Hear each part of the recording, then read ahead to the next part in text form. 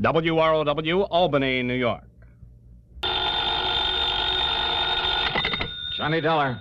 This is Frank Harmon, Johnny, at Tri-Western Life here in Hartford. Hi, Frankie. Where have you been, anyway? Oh, I just got back from Lake Tahoe out on the West Coast. Well, then it's no wonder Jack Price couldn't get hold of you. Price, in your office down in Corpus Christi? That's right. He called and told me he'd been trying to get you on the phone for several days. Oh, well, I'm sorry. He has a problem, a pretty big one. When he couldn't reach you, he sent it on. He sent her on to us. It? Her? Which is it? Both. So come on over here, will you? There's no time to waste. Oh, what's it all about? Well, all I can tell you is, well, somehow you've got to prevent a murder.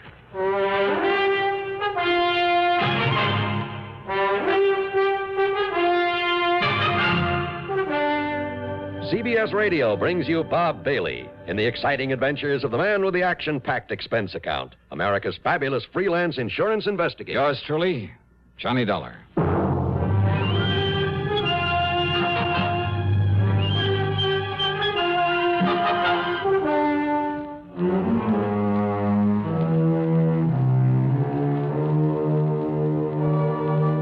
Expense account submitted by Special Investigator Johnny Dollar to the New England Office of Tri-Western Life Insurance Company. Following is an account of expenses incurred during my investigation of the Unworthy kin matter.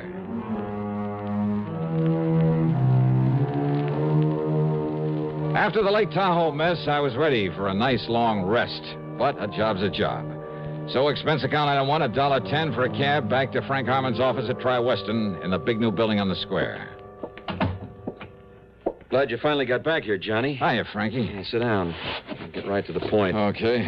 Try to give you the whole story before she gets here. Who's she? Name is Jean Unworthy. Unworthy? That's right. That's a funny one. Well, our little problem isn't very funny.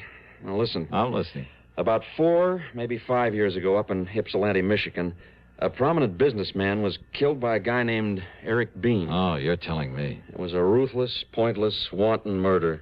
Simply because the victim refused to give him a few bucks. And the defense tried to get Bean out of it on grounds of temporary insanity. That's right. But instead, they sent him up to the Michigan State Prison. Gave him life with no chance of parole. Oh, yeah, I remember. It just happens I was in on that case. Hmm? Oh, of course. Of course you were. Well, all right, then. Well, I didn't play a very important part in it, I have to admit, but I was there. And you were there during his trial. From the first to the last gavel. Yeah, and you know what Eric Bean did when the judge pronounced sentence on him. Yeah, that's right. Because it could be that Bean thought his remarks were partly aimed at me. I mean, this talk about getting even with everybody. All right, sure. Sure, I'll go up to your lousy, stinking prison. Order! Order in the court! But if you think you can keep me in it, you're crazy. Order! Order! Will someone restrain the prisoner? Because I'm going to get out. When I do, I'm going to kill everybody that had anything to do with filling me up. Officer, restrain that man. No! Don't take your hands off me. I'm going to kill anybody that had anything to do with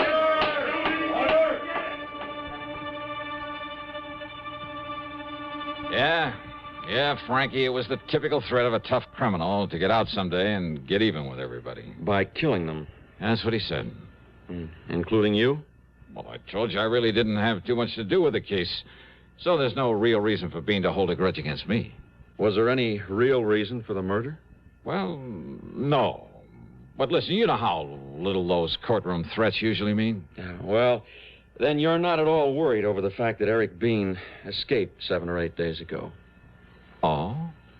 Well? No, not particularly. Well, you should be, Johnny. Along with the rest of the people who were involved in that affair. Oh, Frankie, I told Johnny, you. In the past 5 days, Bean has killed 4 of the people he promised to kill.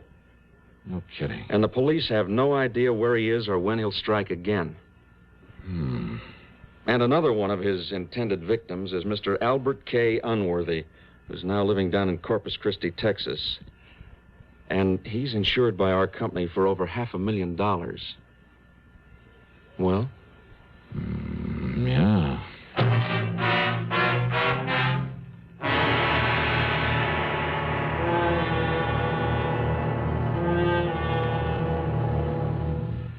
Be sociable. Have a Pepsi. That reminds me of a tip I've been meaning to give you. Whenever you buy Pepsi-Cola, get an extra carton.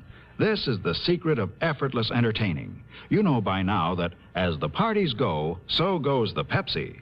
So face reality and be ready for any number of thirsts by making sure there's always plenty of the light refreshment on hand. People go for Pepsi because it refreshes without filling and does it in such a good-tasting way. Come to think of it, why not buy a case of Pepsi? Then maybe there'll be enough for you to have some, too. Be sociable, look smart, keep up to date with Pepsi. Drink light, refreshing Pepsi. Stay young and fair and debonair. Be sociable, have a Pepsi. And now, Act Two of yours truly, Johnny Dollar.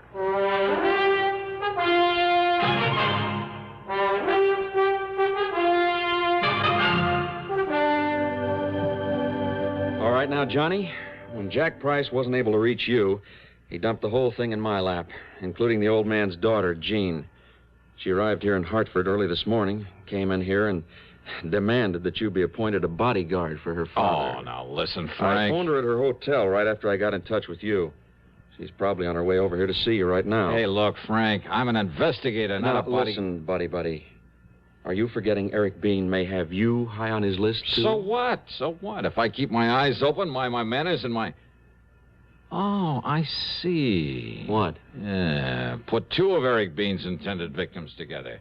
Give him a wide-open chance to kill two birds with one stone, so to speak, and he's almost bound to show. Yeah, so the cops who've been standing by pick him up along with our two bodies. And the company has done a great public service. Hooray. No, that wasn't what I was thinking of at all. Frank, I couldn't go down there to Corpus Christi right away anyway. Why not? First thing tomorrow morning, I have an appointment in New York with an attorney for a deposition in that Lake Tahoe case I just wound up. So you lose a few hours. And what's more, I hate those bodyguard assignments, and you know it. But when such an important client's involved, Johnny... Well, there's nothing but a lot of trouble with an A-1 chance of getting shot in the back. Yeah, but don't you see... No, Frank, I'm sorry. If Unworthy wants protection, let him call in the police. They have a very good force there in Corpus Christi. Johnny... And when this dame, this daughter gets here, well, simply tell her I don't want the case. And I mean it, Frank. That's final. That is unequivocally and irrevocably and absolute... Mr. Harmon? Oh, Miss Unworthy. Oh, please come in. Huh? Thank you. Yes. Come in and meet Mr. Johnny Dollar. Hi, Johnny. Suddenly I changed my mind. Even as that whole office suddenly seemed to change and take on a strange and wonderful glow.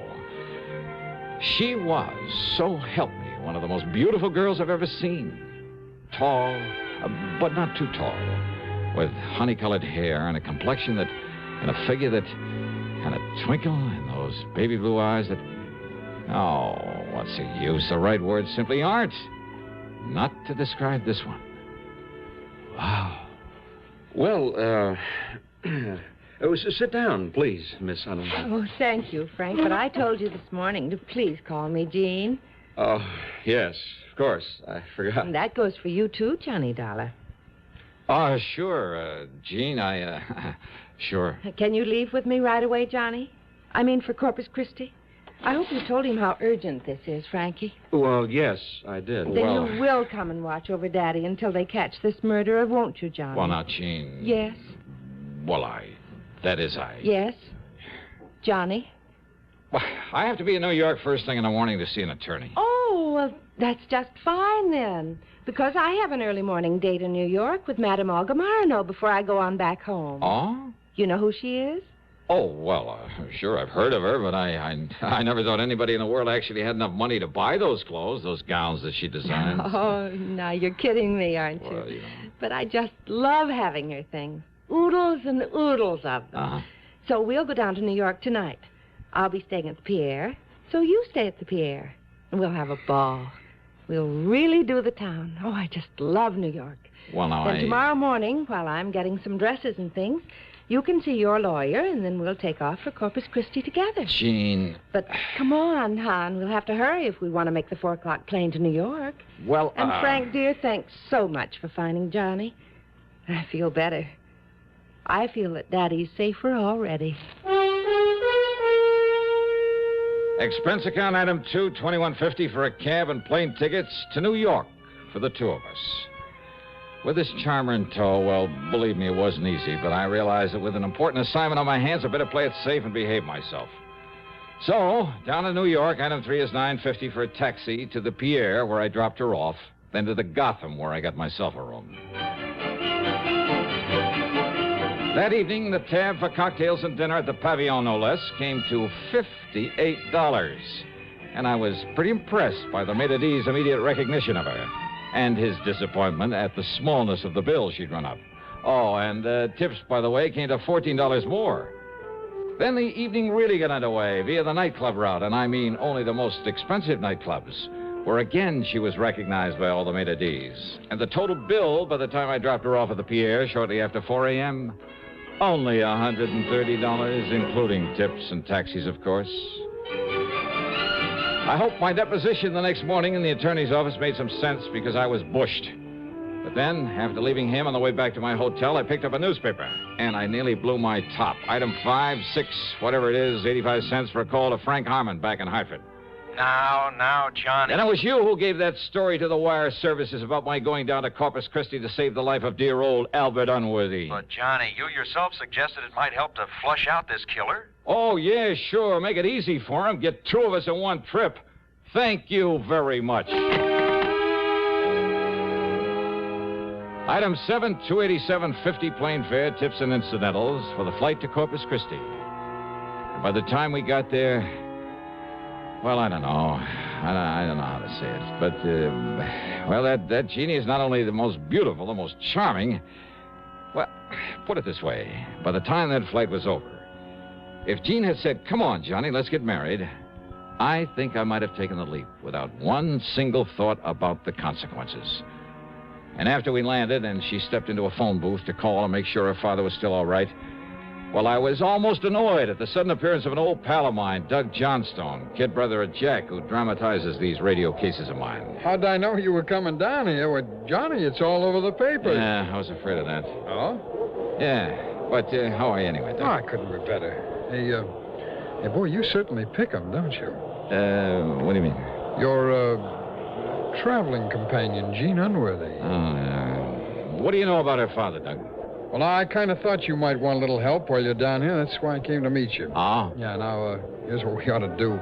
You, put her in a taxi. Her home isn't far from here. Then you and I'll run on down to my office and talk a while, and I'll drive you out to their place later. Well, now, wait, Doug. I think that's a very good idea. Oh, Jeannie, this is an old friend of mine, Doug Johnstone. Hi, Doug. Jean, I've always looked forward to meeting you. Well, how nice. I'm meeting more good-looking men these days. Johnny, Doug's right. See, it'll give me a chance to kind of freshen up and prepare the royal welcome for you here in Corpus Christi, all right? Well, I kind of So hate you to go have ahead you... with Doug, and I'll see you at the house later. Taxi! Taxi! Huh? Okay, Doug, let's go.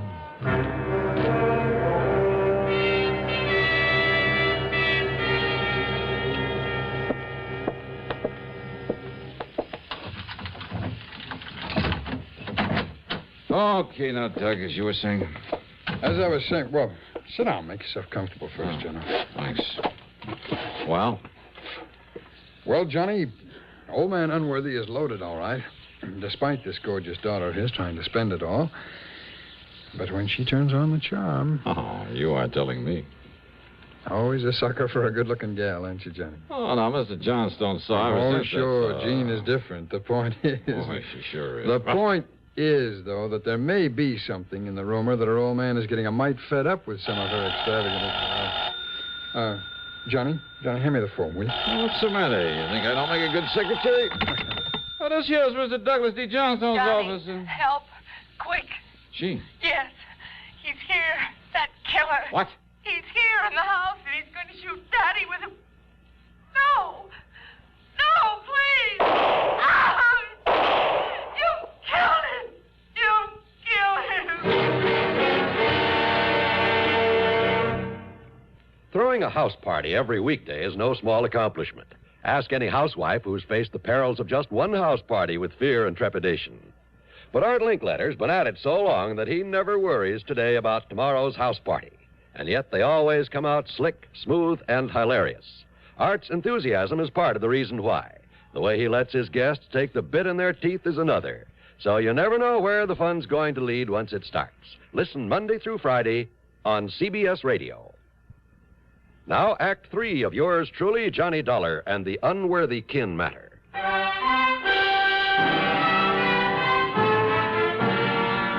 Doug Johnstone and I tore out to the house, and yeah, Mr. Albert K. Unworthy was dead, all right. 3 neat, clean bullet holes in his temple.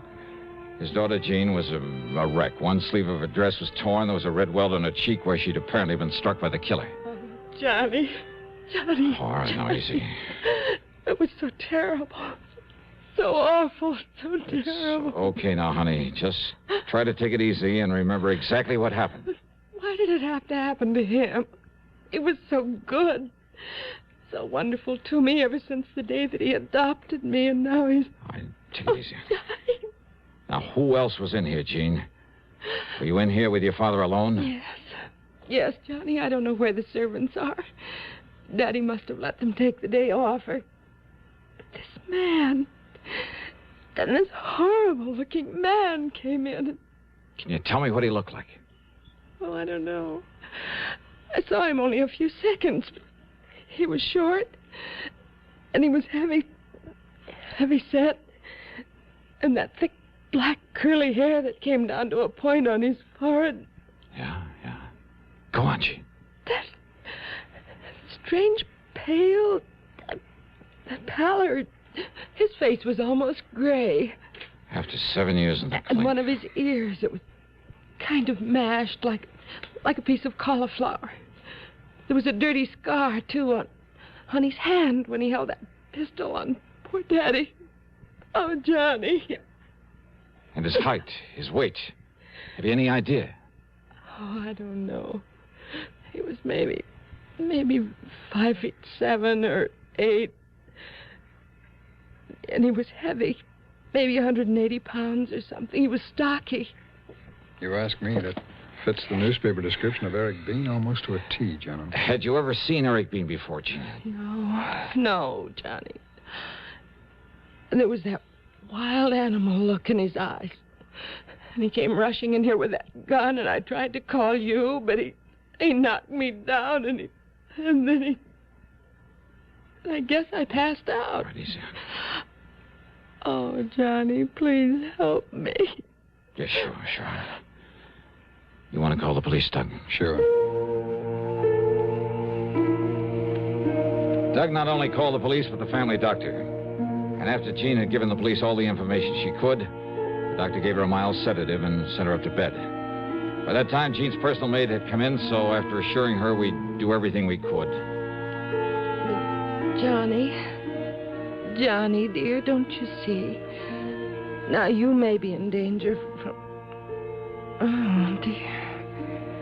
I guess whatever the doctor gave me, I can't stay awake. We'd come back, dear.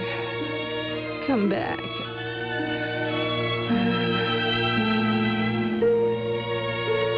On the way back to Doug's office, neither of us said a word. Not until we got inside and he closed the door. And even then, we sat there quietly for a minute. Well, Johnny, you like a little drink? No, thanks. You have one. No. You, No? Nothing. I just... Johnny, you're thinking the same thing I am. Yeah, Doug, I guess I am. Mind if I use your phone? My call was to the police, not there in Corpus Christi, but in Ypsilanti, Michigan. It's item 8440. I got hold of Sergeant Tim Brower, the man who'd originally arrested Eric Bean, who now again was working on the case. What do you mean, am I afraid of him? Are you, Dollar? Well, I expect I ought to keep an eye out for him. Why, you'd be way down on this list. Like maybe Mr. Albert Unworthy and... Yeah, like Unworthy and Phillips and Mrs. Peterson and half a dozen others.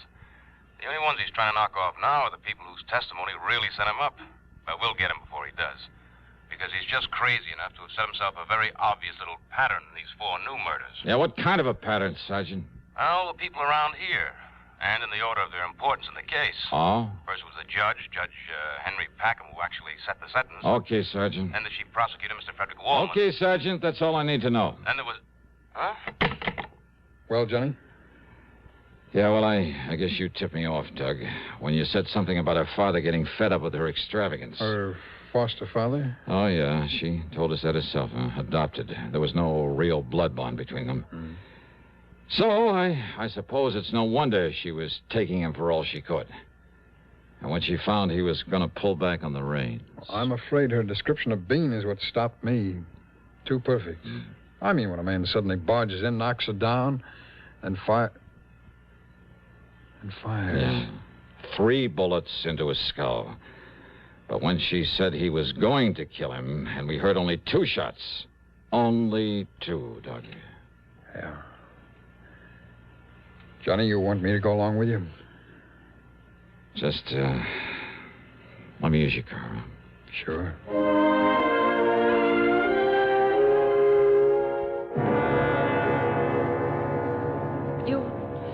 You mean you found the murderer, Johnny? Yeah, Jeannie. And all the proof I need. Oh, thank goodness. And did you kill him when you found him? Kill? Yes. Him? What? Only one more thing I'd like to know. Yes. Well, what is it, Johnny? What you did with the gun. Oh, Well? it's out in the little fish pond. Under the library when...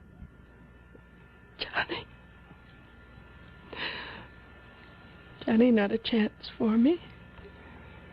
Not a chance.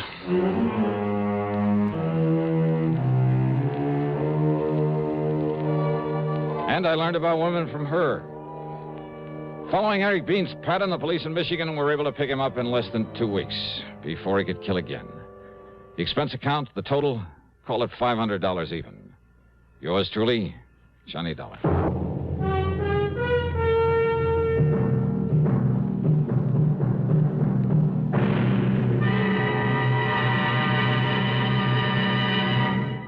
Constipation is something people don't talk about much, but it can be a problem for anyone, even doctors.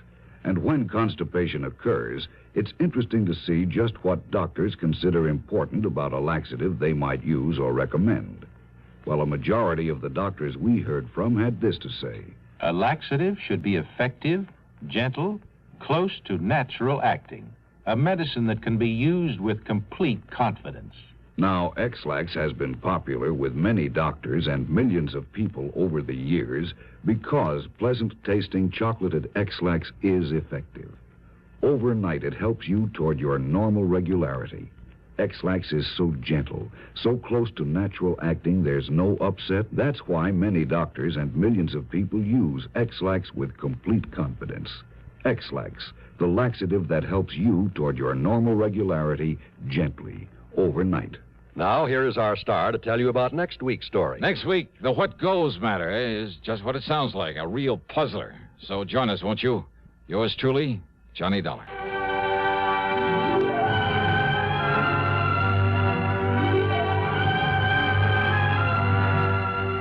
Yours truly, Johnny Dollar, starring Bob Bailey.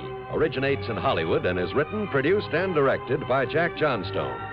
Heard in our cast were Virginia Gregg, Dick Crenna, Frank Gerstle, Russell Thorson, Stacey Harris, James McCallion, Bill James, and Gus Bays. This is John Wall speaking. Next, a study in terror entitled Nightman on Suspense on the CBS Radio Network. 590 WROW, Albany, New York.